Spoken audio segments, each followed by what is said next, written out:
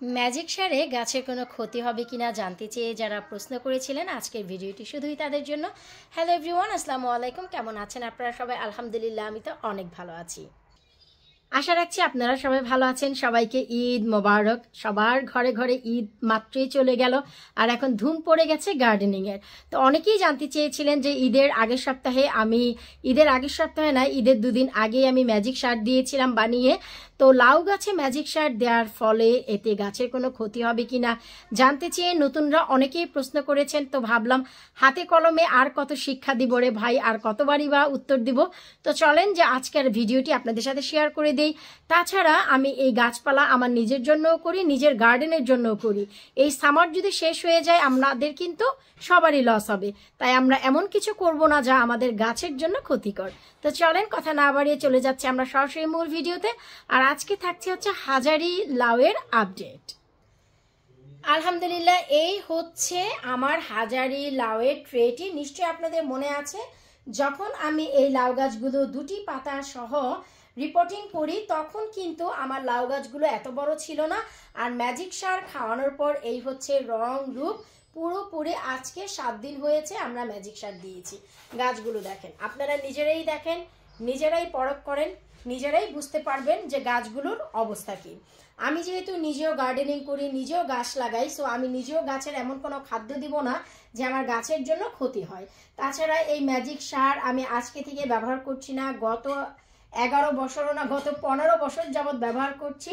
So এইটার যে গুণগণ গুণগত মান বা এইটার যে পাওয়ার, সেই সম্বন্ধে আমার অনেক ভালো আইডিয়া আছে।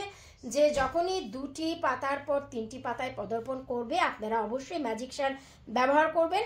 যার একটি ভিডিও আমি গত সপ্তাহে আপলোড করেছি যে কিভাবে ম্যাজিক সার বানাতে হয় এবং রাইট ওয়েতে কিভাবে ডাইলিউট করতে হয় গাছে দেওয়ার আগে। তো এই হচ্ছে ভাই আমার লাউ গাছের অবস্থা। আলহামদুলিল্লাহ, লাউ গাছ খুবই খুবই খুবই ভালো অবস্থায় আছে হাজারি লাউগুলো। আর হাজারি লাউয়ের ঠিক 3 দিন পর কিন্তু আমি দেশীয় বড় লাউয়ে দিয়েছি, তো সেটার আপডেটও নিয়ে আসবো ইনশাল্লাহ। তো আপনারা একটি জিনিস নোটিস করেন যে আমার এই ঘরের তাপমাত্রা, কনজারভেটরির তাপমাত্রা মাশাল্লাহ অনেক ভালো থাকে। তারপরেও আপনারা অনেকে কমেন্ট করেছেন যে আপু আমার গাছগুলো মোটেও বাড়ছে না, লাউ গাছগুলো সব স্টপ হয়ে আছে, লাউ, সিম, করলা এই গাছগুলো মোটেও বাড়ছে না, কি করব? তো আমি বলবো যে অনেকের নাকি লাউয়ের গাছগুলো পচে একদম ঢেলে পড়ে যাচ্ছে। তো এই যে দেখেন আমার রৌদ্রের তাপমাত্রার কারণে এই মাত্রই আমি পানি দিলাম, এই যে দেখেন সবগুলো কিন্তু ভিজা। আমি হচ্ছে এই মাত্রই পানি দিয়েছি, এই যে দেখেন গাছগুলোতে এই মাত্রই পানি দিয়েছি। কারণ কি জানেন, আপনারা যদি লাউ গাছে অতিরিক্ত পানি দেন, এগুলো এমনি পানি জাতীয় গাছ, এগুলো রোদ্রে চুপসে থাকবে, এর মানে এই না যে গাছগুলো মরে গেছে। সো আপনাদেরকে বুঝে দিতে হবে। সো ম্যাজিক সার দেওয়ার পর এখন হচ্ছে গাছের দ্বিতীয় খাদ্য আমি ব্যবহার করব। ভিডিওর সাথেই থাকবেন, এতে জানতে পারবেন যে লাউ গাছে স্টেপ বাই স্টেপ আমি কী ধরনের খাদ্য ব্যবহার করি, কী ধরনের কীটনাশক ব্যবহার করি আর কী ধরনের যত্ন নেই। তো আশা রাখবো যে আজকে এই লাউ গাছের ভিডিওটি দেখার পর ম্যাজিক সার সম্বন্ধে আইডিয়া আপনাদের অবশ্যই অবশ্যই হয়ে গেছে। এবার বলেন যে আমার ট্রের কোনো গাছ কি ক্ষয়ক্ষতি হয়েছে? তো আমি জানি যে আপনারা একদমই নতুন, এবছর নতুন গার্ডেনিং করতে যাচ্ছেন। আমাকে অনেকেই কমেন্ট করেছেন যে আপু এই বছরই নতুন গার্ডেনিং করতে যাচ্ছি। তো এটা মনের ভিতরে একটা ভয় কাজ করে যে উঠে ধরেই আমরা, বিশেষ করে লাউ গাছগুলোর প্রতি একটা এক্সট্রা দুর্বলতা রয়েছে আমাদের বাঙালিদের। তো উঠে ধরেই আমরা একটি জিনিস দিয়ে দিলাম, গাছটি যদি নষ্ট হয়ে যায়, পচে যায়, মরে যায়, কি হবে? তো এই ভয়টা কাজ করে। তো ট্রাস্ট মি, আমি কখনোই আপনাদের সাথে এমন কিছু শেয়ার করব না যা আপনাদের গাছের ক্ষতি করবে।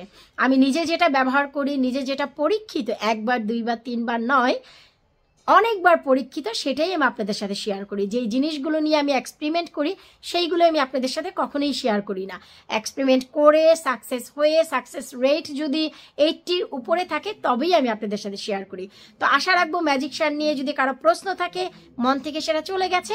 আর ম্যাজিক সার খাওয়ার পর, ম্যাজিক সার দেওয়ার পরই আমার এই লাউ গাছগুলোর কি অবস্থা, আশা রাখছি আপনারা বুঝতেই পারছেন কত চমৎকারভাবে লাউ গাছগুলো বেড়ে উঠছে, তাই না?